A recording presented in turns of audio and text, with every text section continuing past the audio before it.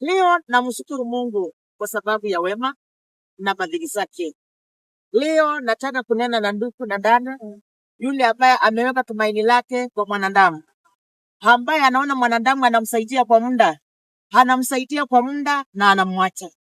Leo nataka tusome maandiko katika kitabu cha Zaburi 27 mstari ambaye ni wa 9.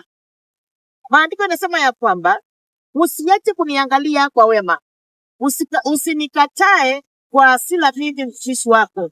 Wewe umekuwa daima msaada wangu. Usinitupe wala usiniache, Mwokozi wangu. Hata kama wazazi wangu wakinitupa, Mwenyezi Mungu atanipokea kwake.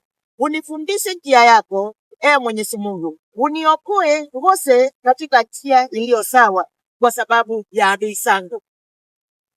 Hiki maandiko yanajua ya kwamba unaweza kataliwa hata na mzazi. Maandiko yanajua ya kwamba unaweza kataliwa hata na ndugu zako na dada zako. Unaweza kataliwa hata na marafiki. Lakini Mwenyezi Mungu hawezi kubali aweze kukukataa. Na ndipo hapa Daudi akaweza kumlilia Mungu, akimwambia usiniwache, wacha nikae katika wema wako. Na hakika Mungu akaweza kumsaidia.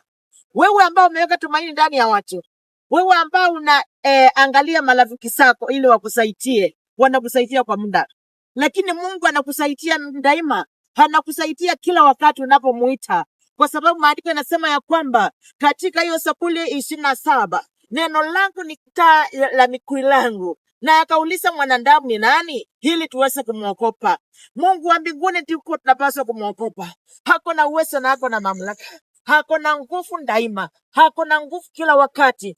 Ndugu yangu, dada yangu, wacha kufadhaika moyoni. Wacha kuwa na shida katika moyo wako. Jina lako litukuke na jina lako likainuliwe. Hakuna awezaye kama wewe. Hakuna aliye na nguvu kama zako. Mtumainie Mwenyezi Mungu. Mtumainie uone alivyo mwema. Zaburi 34 mstari wa 8.